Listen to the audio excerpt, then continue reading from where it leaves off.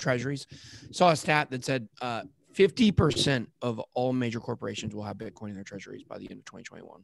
So yeah, don't throw that out because, 50%? Randall was, what's that?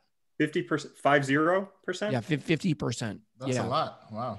Yeah. So I think that now I don't know if that's a predictive stat or if it's based on the current buying right now, but everybody's looking for this strategy to add Bitcoin to their treasury, and Bitcoin doesn't really do anything.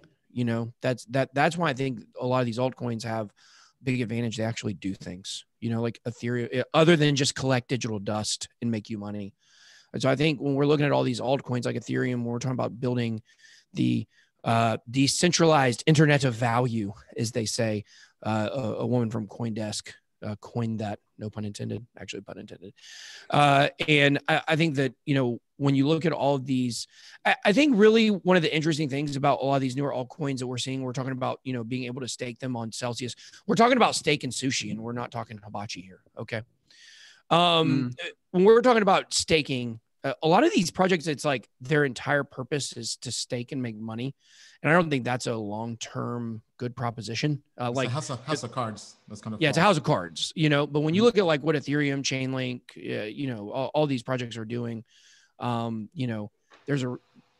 think it's very important right now for people to understand that this is not the time to be throwing all of your money into super small altcoins, unless if you have $25 that you can spare to put into crypto, then you're probably going to want to take that $25 and put it basically on a roulette wheel, and just throw it in something.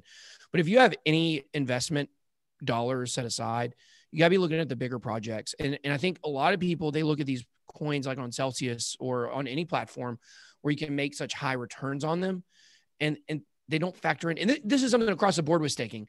You have to factor in how well you think the coin itself is going to do. Because if I have Ethereum and I get 8% on Ethereum, and it 3x's over the next 3 months, or I get 22% on an altcoin that just stays flatlined over the next 3 months, I'm going to make more money with Ethereum. So I just think it's really important that people are really looking at what they're putting their money into.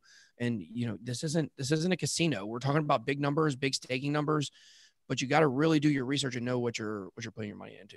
So. All right. Thank you, Ben.